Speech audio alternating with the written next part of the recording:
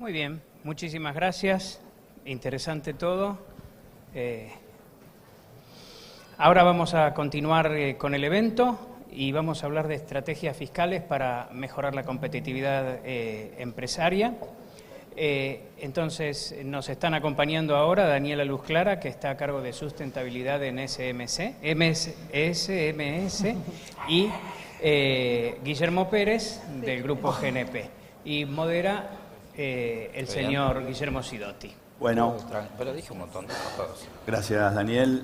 Bueno, vamos a encarar ahora un panel que me gustaría que lo hagamos enfocado. Recién escuchábamos a Fernando y todos estamos viendo cómo Argentina está cambiando su régimen, yendo a cierta normalidad macroeconómica, y en ese esquema o en ese ambiente creo que cobra relevancia el análisis de todos los procesos y de la competitividad de cada una de nuestras empresas. En ese marco me parece que cobra relevancia los aspectos fiscales o la estrategia fiscal y las estrategias que se puedan llevar adelante en temas de sustentabilidad.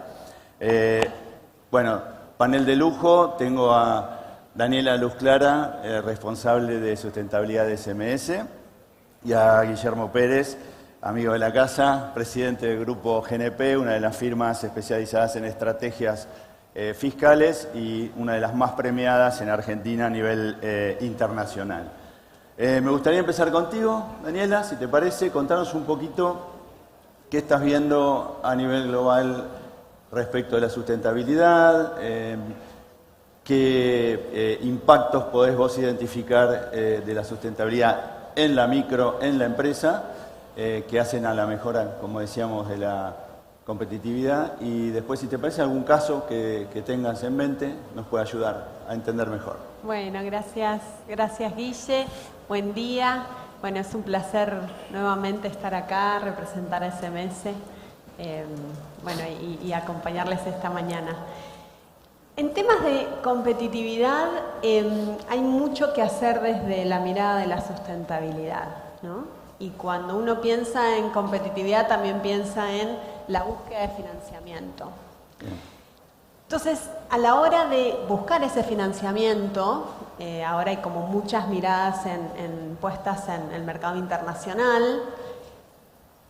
Es importante también saber, o a la hora de sentarse con los financiadores, que pueden ser inversores o prestamistas, instituciones financieras, digo, no solo mercado de capitales también, sino el mercado de créditos, es importante conocer qué proyectos estarían dispuestos a financiar, ¿no? estos financiadores. Y en ese sentido, la sustentabilidad o la mirada en la sustentabilidad o los proyectos con impacto representan una oportunidad para las empresas, digo, para diferenciarse y poder dar ese salto en la competitividad, ¿no? ¿Y a qué me refiero? Gracias. ¿Y a qué me refiero en este sentido?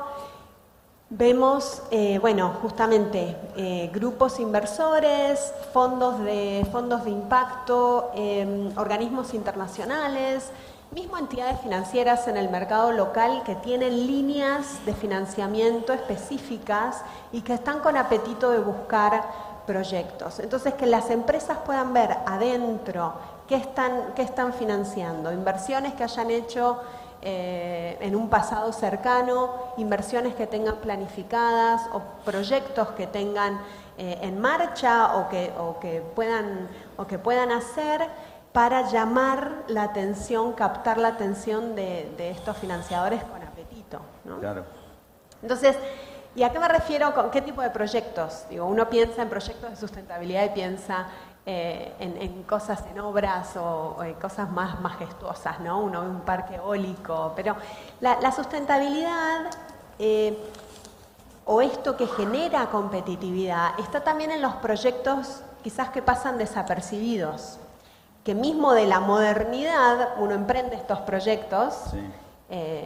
Y tienen justamente cierto ahorro energético o ahorro de agua o una forma de tratar los residuos de otra forma, ¿no? Entonces, vemos, por ejemplo, empresas que o instalan paneles solares justamente para reducir su costo energético, o un cambio de maquinaria en términos para lograr eficiencia, o porque mismo la nueva maquinaria ya viene preparada para consumir menos energía. Para lograr ahorros. ¿No? Ya la maquinaria con grandes consumos de energía ya no se ve en el mercado, cada vez menos, hay nueva maquinaria que la va reemplazando, mismo para, como les mencionaba, el tratamiento de aguas o el uso de agua, sistemas que aprovechan el agua dentro del sistema productivo. Entonces ahí vemos oportunidades. Es importante que las empresas conozcan estos proyectos, claro, que puedan captar la atención para financiadores, ¿no? Y me mencionabas un caso. Sí, fundamentalmente para que la empresa, o un caso para que la audiencia vea cómo uno puede desde la sustentabilidad impactar positivamente en el negocio, ¿no? Claro, exacto. Bueno, me tocó personalmente con el equipo de sustentabilidad de SMS trabajar en un caso que es una bodega de la provincia de Mendoza, la bodega Los Haroldos. Ellos quisieron salir al mercado de capitales y vieron la oportunidad de salir con un bono verde, ¿no? Con una ON verde, etiquetada como verde, porque conversando con ellos, digamos, ellos no habían ido inicialmente por la idea de la ON verde, ¿no? Claro. Pero conversando con ellos y viendo, bueno, ¿para qué vas a usar la plata? ¿O qué querés hacer? Y nos comentaban que habían reemplazado toda una maquinaria dentro del proceso productivo que tenía que ver con la conservación de los vinos y demás, que esto hacía que su consumo energético disminuya. Entonces pudieron emitir el bono etiquetado como verde para comprar esa maquinaria, que de hecho gran parte de esa máquina puntualmente ya la habían pagado. Y esto es lo que permite este tipo de financiamiento, ¿no? También recuperar fondos ya invertidos. A una inversión previa. Esa plata que ingresa queda de libre disponibilidad, ¿no? Entonces claro, uno recupera eso invertido, porque lo que se financia es el proyecto, ¿no? Exacto. Entonces, la verdad que ellos ya lo tenían planificado, este cambio de maquinaria, que ahorraban energía, aumentaban la competitividad también por ahí. Y pudieron buscar esta opción. Pero bueno, ellos fueron por el camino del mercado de capitales. También hay posibilidades, hay oportunidades en el mercado crediticio. Me imagino también, en términos de plazo y tasa, súper competitivo. Súper competitivo. La verdad que lo que vemos en temas de mercado de capitales, lo que vemos cuando salen emisiones etiquetadas, como les decimos, emisiones temáticas, verdes, sociales, sostenibles, vemos que no hay una diferencia de tasa. Esto es así, y de plazo tampoco, digamos, sigue siendo, vienen los valores o los números de mercado. Sí vemos alta suscripción, digamos, gran interés, despiertan mucho interés justamente porque hay estos inversores institucionales o inversores más sofisticados, especializados, que están con apetito de estos instrumentos. Perfecto. Y ahora te voy a hacer una pregunta a boca de jarro, hasta acá todo muy lindo, todo muy interesante. ¿Cuál es el impacto de la agenda americana, le hace Donald Trump, en todos estos aspectos, ¿no? Los sustentables, etcétera? Pues hay mucho ruido, no sé ustedes qué están viendo. Sí, por supuesto que lo vemos. No es un momento fácil para desarrollar o para pensar en esto, o es lo que a priori nos generaría, ¿no? A nosotros con la agenda de Estados Unidos y demás, pero sí, en lo personal veo que hay oportunidades para justamente diferenciarse, o para aquellos que quieran ir a captar esta atención que les decía, es una oportunidad justamente para diferenciarse, y estos grupos inversores o financiadores siguen estando, ¿no? En el mercado. Digo, entonces, y sobre todo Europa, digamos. Exacto, puede ser una oportunidad para diferenciarse, y está, en lo personal yo confío, tengo la convicción de que es una agenda que está, digo, ¿no? Entonces, el que se suba más tarde... Que es una agenda de largo plazo, digamos. Exacto, es una agenda de largo plazo. Coyuntural. Entonces, exacto, en esta coyuntura pasa esto, se van a empezar a diferenciar, va a haber algunos que se suman a esas ideas o esos discursos. Perfecto. Y otros que no. Bueno, excelente. Mejora de procesos, aprovechar el financiamiento, impacto en diferenciación. Exacto. Bueno, vamos a un tema arduo, difícil, temas de estrategias fiscales. Guillermo, creo que vos tenías una presentación. Sí. Que nos vas a hablar un poquito de dónde estamos, cuál es la competitividad argentina hoy, algunas ideas de corto y largo plazo, entiendo. Y después tengo alguna pregunta para hacerte. Bueno. A ver qué se viene, digamos. Bueno, de todo, muchas gracias. Efectivamente me siento parte de la casa. Son varias décadas que estoy compartiendo con ustedes. Así que agradecido a todo el equipo directivo, a Diego, a vos y particularmente a Douglas, que además tiene el gran mérito de que siempre hace el primer evento importante del año, ¿no? Así es. Bueno, nunca dejo de sentirme la oveja negra en estos eventos porque tengo muy claro que nadie quiere oír hablar de impuestos, así que les voy a dar tranquilidad de que no voy a hablar de impuestos. Voy a hablar de economía y voy a hablar de la competitividad desde los impuestos. Yo sé que impuestos es un tema que no le gusta a nadie, sé que es un tema que es complejo y que es aburrido. Les prometo que va a ser simple, no digo que divertido, pero creo que no se va a dormir nadie. Así que como soy de modé, voy a pasar los slides, porque creo mucho en la atención oral, en la atención visual y en la atención gestual. Siempre trato de orientarlos de qué se trata esto. Esto va a tener 3 ejes. Voy a expresar ahí los 10 factores estructurales que provocaron la falta de competitividad empresarial en la Argentina. Hay otros que también los voy a mostrar.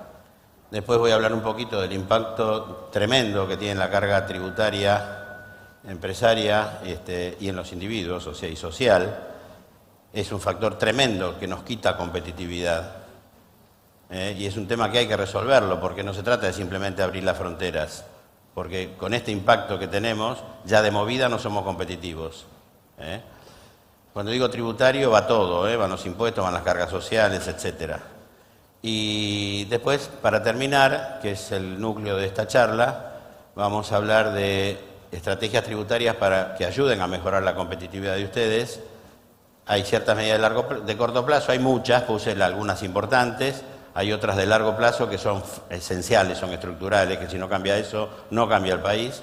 Y después voy a hablar un poquito de qué cosa es la estrategia fiscal empresarial, que es lo que marca la diferencia, porque siempre se cree que impuesto es llenar formularios. Es muchísimo más que eso.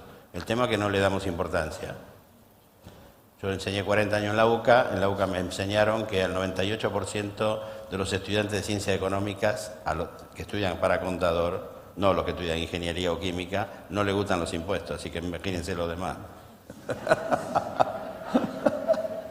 Por eso me siento una oveja negra. Bueno, vamos a los factores estructurales que provocaron... Estoy bien parado acá, ¿no? ¿No molesto? ¿Ven todos o me bajo? Esperen que me bajo un poquito porque me parece que estoy jorobando. O sea, ¿está bien? ¿Estás contento, Oscar? Bueno, me pongo por acá.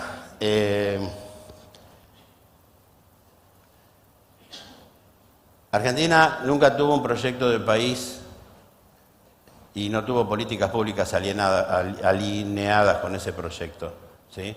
Sabemos de la época de la colonia que mucha gente que vino al Río de la Plata vino a sacar, no a poner. Eso todavía existe. Hay muchos esforzados que ponen, pero todavía existe los que solamente quieren sacar. A buen entendedor, pocas palabras.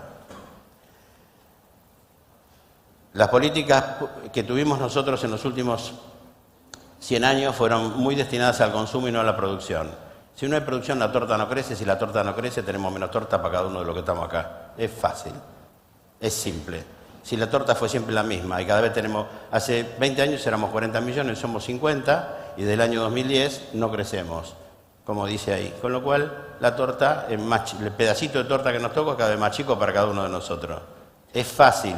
Si las políticas no están orientadas a la producción y a la inversión, no vamos a crecer. Si no crecemos, vamos a ser más pobres. Es simple, no hay historia. El cuarto factor es que Argentina tuvo en los últimos 120 años de historia aproximadamente 30 crisis, una cada 5 años, por lo tanto los empresarios argentinos son héroes, no son malditos. Porque sobrevivir en un país que cada 5 años tenemos una crisis, hay que ser un buen empresario. Otro factor es que tenemos la pirámide laboral invertida. ¿Qué quiere decir? Se supone que el que se jubila tiene que tener 3 o 4 personas abajo que lo está bancando para tener esa jubilación. Acá es al revés.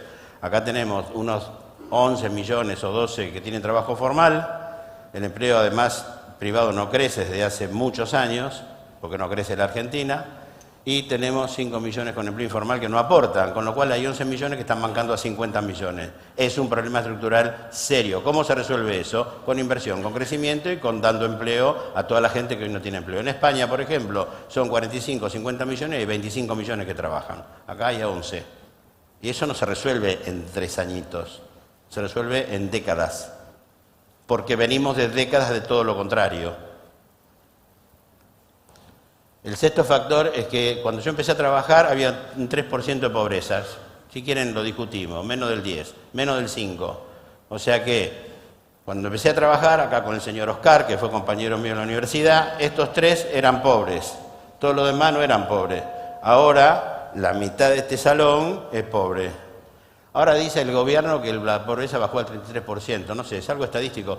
Me cuesta un poquito entender cómo una persona que vivía tan mal el año pasado y que era parte del 53% que había de pobreza ahora está en el 33%, ¿no?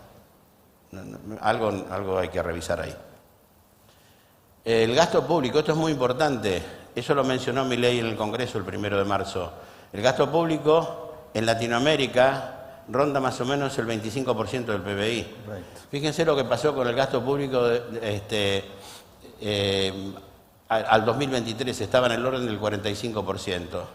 Se está diciendo ahora que el gasto público habría bajado al 33% del PBI. En el Congreso Milei dijo que lo quería bajar al 25%, porque quiere volver a lo de arriba. El gasto público entre el 2002 y el 2023 subió al 40%, 45%. ¿Y eso con qué se paga el gasto público? El gasto público se paga con emisión, con recaudación y con endeudamiento.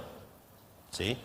Bueno, el gasto público, hicimos un trabajo hace unos años donde vimos que a valores nominales el gasto y la recaudación desde el 2002 había subido 100 veces, mientras que el PBI había subido 60. ¿De dónde se recauda? Del PBI. Si el PBI creció la mitad que lo que creció el gasto público y la recaudación, la presión tributaria se duplicó. Porque la presión tributaria es la relación entre la recaudación y el PBI. Si el PBI creció la mitad que la recaudación, la presión tributaria es lo que sufre la competitividad empresaria. Y todo esto, este aumento del gasto, que viene del no crecimiento y de las políticas orientadas al consumo y no a la producción, hizo que nosotros sufriéramos un fuerte crecimiento de la emisión en los años anteriores. Ahora esto está cambiando, ¿sí? Esperemos que se consolide. Fuerte crecimiento de la emisión, fuerte crecimiento de la deuda y fuerte crecimiento de la recaudación, pero sin crecimiento del PBI. Entonces, esto hizo aumentar la presión tributaria. Y tenemos un sistema tributario obsoleto, el previsional súper obsoleto, el laboral peor todavía, y distorsionados y obsoletos completamente. Estos son para mí los 10 factores estructurales que explican a la Argentina de hoy. ¿De dónde lo sé? De haber trabajado 50 años intensamente, en muchísimos lugares. En lugares de primera, gracias a Dios, tuve esa suerte. Hay otros factores, y esto que voy a decir es fuente de la Unión Industrial Argentina. El rojo es lo peor. Argentina, fíjense que está última en años de recesión, del 2010 al 2023, inflación promedio anual, subas del tipo de cambio, créditos internos al sector privado, riesgo país, presión fiscal formal. O sea, la presión fiscal es del 29%, pero como tenemos un 40% de evasión, si yo divido la presión fiscal del 29% por 0.60, me da el 52%, que dice ahí en la tablita de la izquierda. Y alícuotas de ganancias corporativas. ¿Con quién estamos comparando? Con Brasil, con México, con Chile, con Colombia, con Ecuador. Me lo estudié antes de venir acá. con Perú, que no me gusta ese color de bandera, con Estados Unidos, China y Alemania. Con todo respeto para los peruanos, es por otra cosa, un tema futbolístico. Hay otros elementos más en los cuales acá ya no estamos tan en rojo, pero estamos tirando a anaranjado. Hay otros países que están un poco mejor, peor que nosotros. Nosotros en inversión del gasto de investigación y desarrollo sobre PBI, fíjense, no estamos tan mal, digamos. Acá se invierten los números, ¿no? El peor es el más bajo, digamos. Pero bueno, son todos factores. Este es un trabajo que hizo la Unión Industrial en una reunión que tuvo con Toto Caputo, y se suman a los 10 factores básicos que yo comenté en la etapa anterior. Todo esto explica que tengamos una carga tributaria inmensa sobre nuestras organizaciones. Esa carga tributaria, 2/3 de la utilidad empresaria se destina al pago de tributos y cargas sociales. 2/3. Ustedes trabajan todo el año, de enero a agosto, trabajan para esos 2/3, de agosto a diciembre trabajan para ustedes. Ahora nadie le da importancia a los impuestos. Toman decisiones, cierran negocios y se acuerdan de los impuestos cuando el negocio está cerrado. Y cuando está cerrado, está cerrado. A veces hay el milagro, pero pocas veces. El impuesto inflacionario, que ahora está bajando, de muy compleja gestión, pero fíjense, con la reducción actual de la inflación, ¿qué va a pasar? Lo mismo que en los 90, se desnudan los déficits empresariales. Porque ahí vale la calidad del producto que vendo, cómo lo vendo y cuánto me cuesta fabricarlo, si fuera una empresa industrial. O sea, el cuadro de resultados en los 80, ¿cuál era? La línea de abajo, el ingreso financiero. En los 90, ¿cuál fue? La línea de arriba, ¿se acuerdan? El margen bruto. Ahora vamos a lo mismo. Por lo tanto, las empresas tienen la obligación de ser más competitivas. Y si impuestos es verdad que se lleva las 2/3 partes del negocio, no es un factor que se puede ignorar. Esto lo sacamos en su momento de un presupuesto de una compañía industrial líder en su rubro. Lo que hicimos fue desagregar toda la carga tributaria que estaba en el cuadro de resultados, ventas menos gasto, utilidad neta, y resultaba que tenía una carga tributaria de 9 sobre 5,50, que es la utilidad neta final que se llevaron los dueños, o para reinvertir o llevársela o lo que fuere, me daba 164%. 9 es la carga tributaria que esta empresa está sufriendo. O sea, trabaja todo el año con 1000 empleados para vender 100, se queda con 5,50 y 9 se lo lleva el fisco. Y nadie quiere hablar de este tema. En la micro, en los individuos, bueno, el primer problema grave que tiene esa camisa que tiene puesto Oscar, si no se la trajo de Nueva York, es que tiene por lo menos un 70-80% de impuestos. Argentina es un país netamente exportador de impuestos. Y fácil, porque, qué sé yo, ese pullover, si el que crió las ovejas, manda a lavar a la lana, hace el hilo, hace la tela, hace la camisa, se la vende al mayorista, se la vende al minorista, y va a Oscarcito a comprarla, y ahí le metieron todos los impuestos en cancada, tenés 70% de impuestos. Es más que el 50%, como dicen otros. Bueno, nosotros hicimos todo el cálculo de una empresa industrial, segregando lo que es materia prima, lo que es mano de obra, todos los demás gastos, y fuimos viendo qué es lo que se va trasladando. Y lo hicimos para todos, de un auto a un traje, a una docena de huevos, no me acuerdo. Pero después del individuo de Oscar que compró esa camisa, acá en la vuelta de la esquina lo está esperando el impuesto a las ganancias, que hoy se mejoró un poco, pero claramente nuestros límites de imposición son muy altos, digamos. O sea, tenemos escalas muy... Si bien se suavizaron este año, están duras, digamos, todavía. Y bueno, impuestos a los bienes patrimoniales también, que en la otra esquina lo está esperando Oscar, hoy impactan en la clase media y alta. Pero bueno, el impuesto patrimonial ahora mejoró mucho con bajar la tasa, ¿no? Y bueno, y como si esto fuera poco, además, si no se apura a comprar Oscar rápidamente la otra camisa, te la van a aumentar de precio el mes que viene, así que... Nosotros tenemos un sistema tributario estrafalario, perdonen la expresión, diseñado para sostener un enorme gasto público de bajísima calidad, que es lo que este gobierno está intentando mejorar, ¿sí? Por ahora con fuerte ajuste de las jubilaciones y todavía falta hacer mucho en el Estado, ¿sí? Todavía falta hacer mucho. No ha aprovechado para generar inversión y empleabilidad. Yo soy un fanático de invertir, de producir, de tener más productividad, porque si hay crecimiento puedo bajar los demás costos, ¿sí?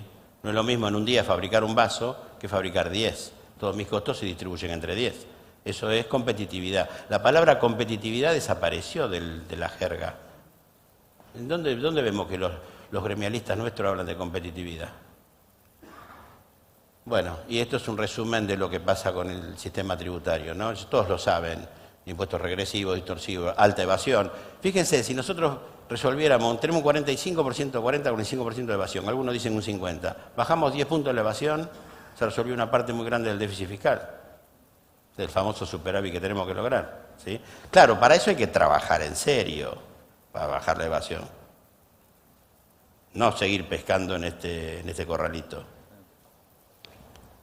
Y deficiente comunicación del sector privado, porque cuando los empresarios dicen hay que bajar los impuestos, se la quiere llevar. No, el empresario quiere que le saquen el pie de encima para poder invertir. Yo conozco empresarios, tengo amigos que están sentados en esta sala, que su generación prácticamente ha invertido todo lo que tiene en la empresa para que hoy sea la empresa líder en el mercado. Para eso tuvieron que resignar calidad de vida, porque se podrían haber ido a otro lado y pasear todo el tiempo por el mundo. Sin embargo, el legacy que dejan es muy importante para la tercera generación, que esperemos que lo sepa honrar como lo hizo la segunda. Hay gente que hace eso, ¿sí? Pero yo creo que el sector privado, cuando dice que tiene que bajar los impuestos, tiene que decir de que con ese dinero lo que quiere hacer es invertir para generar más empleo. Porque tenemos solamente 11 millones con empleo formal, y muchos en el sector público. Bueno, la síntesis es que tenemos una de las cargas tributarias más altas del mundo. Las soluciones a nivel macro es una reforma integral del sistema tributario, previsional y laboral, y a nivel micro hay que hacer estrategia fiscal empresarial para potenciar el negocio y detectar oportunidades de gestión de la inflación. Acá voy a hablar de algunas medidas de corto plazo, otras de largo plazo, y después voy a tratar de focalizarme un poquito en lo que es estrategia fiscal. ¿Estamos bien, no? Bueno, medidas de corto plazo todas las conocen, pero las listé acá. Yo creo que tendría un shock inmediato si se pudiera hacer, hay que ver si las cuentas fiscales lo permiten. Yo creo que en medida de corto plazo que reactivaría mucho el sector empresario es devolución de saldos a favor nacionales y provinciales. A nivel provincial hay desastre con los saldos a favor, están ahí congelados por abusos provinciales tremendos. Hay empresas que directamente dicen en tal provincia no voy a trabajar. Después, cómputo del impuesto al cheque, digamos, el impuesto a las ganancias, reducción de derechos de exportación, amortización acelerada, igual que el RIGI, que la tiene, y contribuciones patronales a cuenta del IVA. Esta como de corto plazo, para decir, bueno, le damos un respirador y avancen, ¿sí? Ahora, las de largo plazo, en realidad, lo que requiere es una reforma tributaria integral, una reforma previsional, casi nada, ¿no? Una reforma laboral profunda, y aprobar, hay un proyecto en el Congreso que está medio parado, que es el proyecto de la Ley de Promoción de Inversiones y Empleo, que es como una extensión del RIGI. Eso va a alcanzar a muchísimas más empresas medianas y pymes. ¿Sí? Bien. Ahora vamos a entrar en el tercer punto, digamos, que es estrategia fiscal empresarial, que es el mensaje que a mí me gustaría dejarles. Todo esto fue introductorio, ¿sí?, de que tenemos una carga tributaria de las más altas del mundo y por qué. Entonces, ¿cómo se puede hacer para que los impuestos, que son aburridos y complejos, se transformen en una herramienta de gestión exitosa del negocio? Ese es el punto. ¿Cómo se hace para trabajar con eso y no simplemente llenar formularios? La estrategia fiscal necesita, primero, que se trabaje con enfoque de negocios y que se gerencie desde la gestación del negocio. Ustedes, que son los operadores de cada negocio, tienen que ver el efecto legal, financiero y tributario al principio, porque el negocio se puede modificar. La segunda cosa que necesita es tener ciertos valores actitudinales e involucramiento de la dirección, porque ahora voy a usar el ejemplo igual, ese que dijimos que vamos a usar. Pero si él tiene una Ferrari y yo tengo una Ferrari, va a ganar el que maneje mejor. La gente hace la diferencia, porque hoy la tecnología equiparó todo. Hasta en la inteligencia artificial la gente va a hacer la diferencia, porque quien pregunte mejor va a tener mejores respuestas. El tercer factor es, hay que ir a una metodología que la voy a explicar. Y el cuarto es que se instale la conciencia tributaria en la organización para evaluar su impacto en los negocios. ¿Quién ¿Quién tiene que incorporar esa conciencia tributaria? La dirección, el alto management, porque de ahí baja. Si no, no. No va a ser de abajo para arriba, es de arriba para abajo.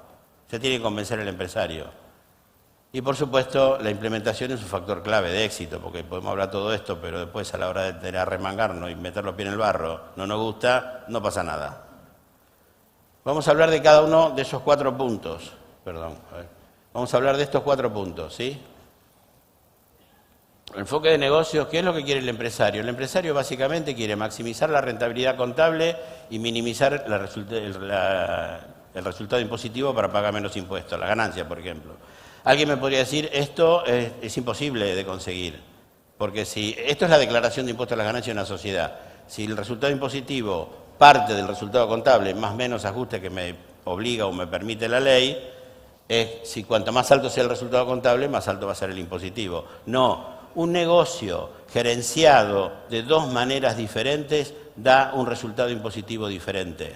Vean, por ejemplo, hay 3 situaciones posibles. La peor, viene el auditor y le dice a Guillermo, que es el contador y que se quedó y está demorado con el balance, haceme una previsión para obsolescencia de 12 millones. Hace una previsión, eso es una pérdida contable, la previsión para obsolescencia. Impacta negativamente en el balance en 12 millones.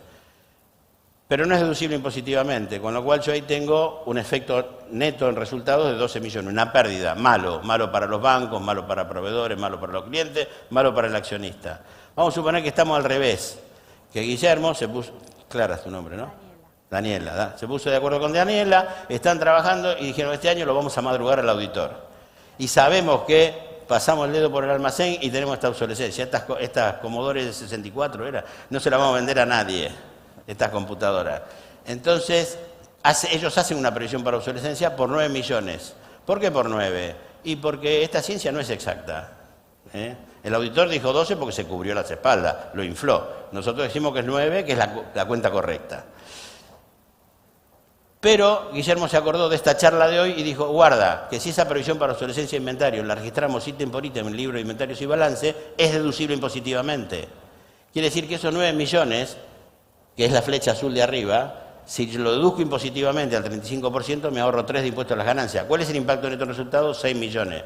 ¿Qué pasó cuando Guillermo se quedó dormido y vino el auditor? Se comió 12 millones de pérdida. ¿Qué pasó cuando Guillermo estuvo despierto y con Daniela se pusieron de acuerdo y los madrugaron al auditor? Tienen una pérdida de 6 millones. No hay ningún fraude acá, es todo legal. Todo lo que voy a explicar acá es absolutamente dentro de la legalidad. Una misma situación manejada de 2 maneras diferentes genera una pérdida en el contable diferente. Eso tiene que ver con el punto que viene después, que son los valores actitudinales. El colapinto que maneja, el que te guste a vos, que maneja la Fórmula 1. Otro ejemplo para ir al paraíso, porque el paraíso es mejorar la utilidad contable para bancos, etcétera, y tener la deducción impositiva, ¿sí? Voy a dar un ejemplo que contablemente no se puede hacer, pero que lo doy porque es ilustrativo para la mayoría de no contadores que debe haber acá. Vamos a suponer que tenemos un negocio estacional, vendemos pintura, helados o lo que fuera, cerramos 31 de octubre y él quiere hacer, Guillermo, una publicidad de 12 millones de pesos. Le decimos que sí, que la haga. Él hace una publicidad, tiene 12 millones de pérdida, que es la flecha azul de arriba, pero se deduce impositivamente, se ahorra 4 de impuestos a las ganancias, el efecto neto en resultado es 8. Pero viene Daniel y le dice, pero no entiendo, nosotros estamos haciendo una publicidad que le va a dar push a la temporada alta, 6 meses, un mes de este ejercicio, 31 de octubre, y 5 meses del ejercicio siguiente. ¿Por qué tenemos que cargar los 12 millones a pérdida? Carguemos solamente la sexta parte, 2 millones a pérdida, y los otros 10 los mandamos a pérdida el año que viene, para que ese gasto esté equiparado, macheado con las ventas del año que viene, porque el cierre es 31 de octubre. Si hacemos eso, ¿qué sucede? Sucede que vamos a activar, que no se puede hacer más contablemente, pero doy el ejemplo para que se entienda. Vamos a activar la flecha verde de arriba, vamos a activar 10 millones, las 5/6 partes de la publicidad que vos hiciste, Guillermo. Quiere decir que en resultados tengo solamente una pérdida contable de 2 millones por un mes. Pero ¿qué pasa con los 12? ¿Se deducen impositivamente o no? Sí, porque los criterios impositivos son distintos de los contables. ¿Cuándo se deduce un gasto? Cuando está devengado. ¿Cuándo se devengó? Cuando Guillermo hizo la publicidad. Por lo tanto, si me deduzco los 12 millones, me ahorro 4 de impuestos a las ganancias. ¿Cuál es el efecto neto resultado? 2 de pérdida contable y me ahorré 4 de impuestos a las ganancias, 2 de utilidad. Antes tenía 8 de pérdida, ahora tengo 2 de utilidad. No se puede hacer contablemente eso, pero se puede hacer con muchas cosas. Por ejemplo, nosotros tomamos la habilitación de un bien de uso, importante.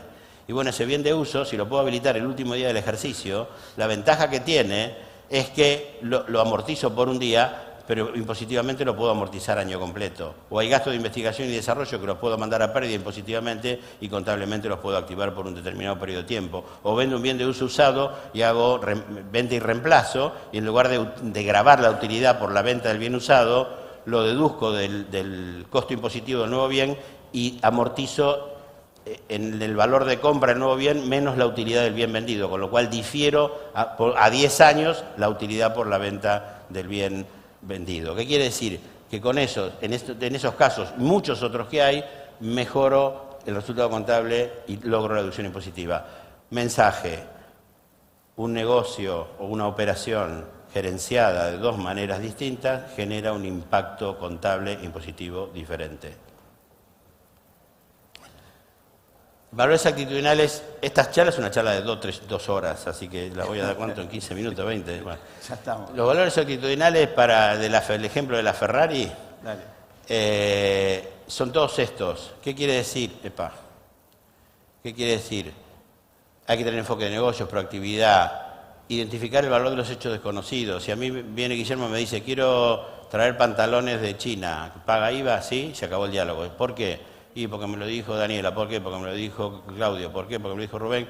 Ese por qué lleva a un diálogo inteligente entre dos personas y el por qué, tanto por qué se cansó Guillermo. ¿Por qué tanto por qué? Y porque si te pones una fábrica en Tierra del Fuego vas a ganar más plata, o al revés, la que más te guste.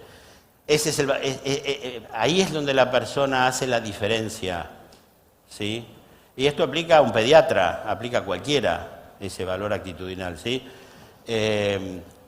Management alineado y el concepto de trabajo en equipo. Y Messi ganó el Campeonato Mundial de Qatar porque fue la primera vez en su vida que Argentina tuvo un equipo.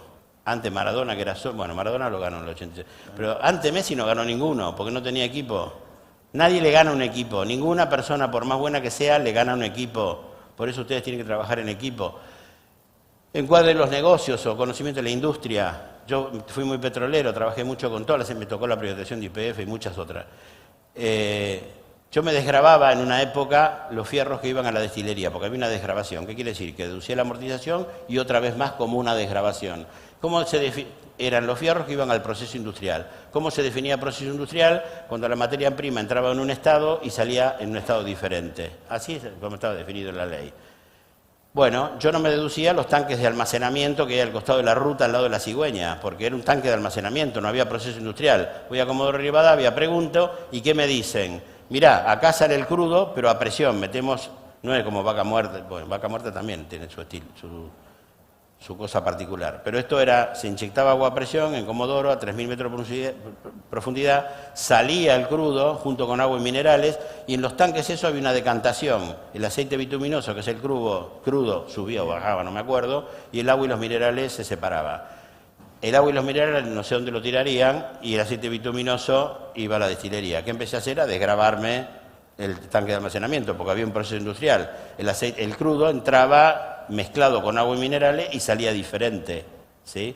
Pero eso todo tiene que ver con cuestiones actitudinales que hacen la diferencia.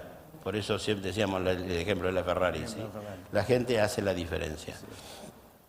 Bueno, hay que evitar la pirámide invertida. Cuando viene Guillermo con un tema de negocios, el de impuestos muchas veces, y el mercado lo ve el de impuestos así, este me va a traer el problema, me va a decir qué es lo que no puedo hacer. Este es el que me viene a poner el palo en la rueda. Después hace un trabajo profesional muy serio, antecedente, análisis y conclusiones. Lo que yo le digo a mi gente y le digo a mis usuarios, que tienen que exigir lo contrario. Cuando alguien me trae un negocio, tenemos que ver la solución. Y después hacer el mismo trabajo que hizo el de la izquierda, ¿sí? Ahora, un caso, por ejemplo, en la pandemia había una empresa que estaba entregando una unidad de negocios completa y le entregaba a quien iba a continuar por valor cero, no le cobraban nada, le entregaba 200 millones de pesos, en ese momento eran 2 millones de dólares de cuentas a cobrar, 2 millones de bienes de cambio, 2 millones de bienes de uso. Estaba trabado el negocio. ¿Por qué? Porque la cesión de los créditos, que tenía una diferencia, disparaba IVA, eran como 24 o 42 millones de pesos de IVA. Y se suponía que el negocio era en cero. ¿Qué hicimos nosotros? Cambiamos el negocio. Le dijimos, pasarle los bienes de cambio a valor cero, cuando los vendés no tenés costo y pagar sobre el total. Pasarle los bienes de uso no tendrás amortización, pero no grabás nada de entrada, porque era todo a valor cero. Y los créditos que se los quede el cedente, la empresa que se iba. Y cada crédito que cobrara, se lo pagara, en concepto de que estas operaciones nunca la felicidad es completa, ¿sí? Porque le daban todo el fondo de comercio, pero le daban 390 empleados. Y nunca 1 más 1 en una función es 2, lamentablemente. Iba a haber muchos despidos. Entonces esos 200 millones, que eran 2 millones de dólares, los cobró la empresa cedente y a medida que los cobraba se lo pagaba en concepto de indemnización rubro antigüedad. Y ahí no había IVA. Y se ahorraron los 40 millones de IVA. ¿Es eso que significó? La solución fue, facilitó el negocio, cambiar el negocio. Esa fue la solución. La otra hubiera sido el problema. No, mira, la cesión de créditos paga IVA. Y me quedaba con eso. Eso es lo actitudinal, eso es lo diferente, ¿sí? Que es lo que ustedes tienen que pedir como consumidores. La metodología eficaz es básicamente, ustedes están acostumbrados a que le hacen la declaración jurada anual, a veces sale en tiempo y forma, otras veces tienen que estar corriendo para que le saquen el balance y le saquen las declaraciones, y la consultoría cuando hacen alguna pregunta, si es que la hacen. Pero siempre depende de que ustedes hagan la pregunta. Bueno, hay que generar una metodología que haga que tengan como al médico clínico de cabecera. Entonces lo que nosotros proponemos siempre es o hacer outsourcing o auditorías fiscales de los impuestos indirectos, porque nos da mucho conocimiento del negocio, eso nutre mucho la consultoría es un combo con la planificación que vaya arriba, y esa planificación en definitiva nutre a la declaración jurada anual. Y la declaración jurada anual, que es el contrato de ustedes con el fisco, con ARCA, cuando se hace la declaración, no es simplemente llenar un formulario, es ver la efectiva implementación de las ideas que nacen del conocimiento del negocio que está ahí abajo, de la consultoría hecha con enfoque de negocio y con el tema actitudinal, y de la planificación hecha en tiempo y forma. ¿Ya voy terminando? Sí. Bien. Esto que expliqué y esto es el día y la noche. Son dos cosas diferentes de trabajar. Pero todo esto le da competitividad empresaria, ¿sí? Entonces, una gestión tributaria exitosa implica oportunidades impositivas hoy y ahora, por ejemplo, el REIBP. El REIBP, que era pagar bienes personales 5 años y no pagar más y tener estabilidad fiscal hasta el 2038. O lo hacían ahora, se lo perdían para siempre. Gerenciamiento tributario eficaz. ¿Quién cierra balance el 30 de septiembre acá? Es el mejor cierre. Nadie levantó la mano, sí, por timidez o porque se la están perdiendo. El que cierra el 30 de septiembre puede deducir hasta el 25% en concepto de honorario director. Y ese honorario director, ¿cuándo lo graba? Con la asamblea. En enero, si cerramos el 30 de septiembre de 2025, en enero de 2026. ¿Cuándo lo va a grabar el director? En junio de 2027. La SRL o la sociedad lo va a deducir con efecto a septiembre de 2025 y esa cuarta parte del negocio lo van a grabar 14 meses después. Eso es gerenciamiento tributario eficaz. Definir el mejor negocio ya lo expliqué, te juro que estoy terminando. Conclusiones finales, reflexiones, todo lo que dije de que hay que hacer estática fiscal. Mensaje final. Los negocios deben ser gestionados de su gestación. Si no, se pierde. O sea, antes de cerrarlo, tienen que hablar con el asesor financiero, con el legal, con el tributario. Un mismo negocio, lo dije antes, gerenciado de dos maneras diferentes, modifica el impacto fiscal y los resultados contables. Los impuestos gerenciados con estrategia fiscal son una oportunidad para mejorar la competitividad empresaria. Muchas gracias. De eso estamos hablando. Bueno, para cerrar el panel, agradeciéndole a Guillermo y a Daniela. Y hablando de competitividad, ustedes saben que el IAEF tiene un programa de certificaciones financieras internacionales que está a disposición de ustedes y que los va a transformar en expertos globales y ponerlos al mismo nivel que cualquier profesional del mundo. Y como hablábamos recién, la diferencia la hacen las personas, la hacen los equipos de trabajo y la capacitación creo que es fundamental para la competitividad de las empresas. Muchas gracias, un aplauso para Guillermo y Daniela.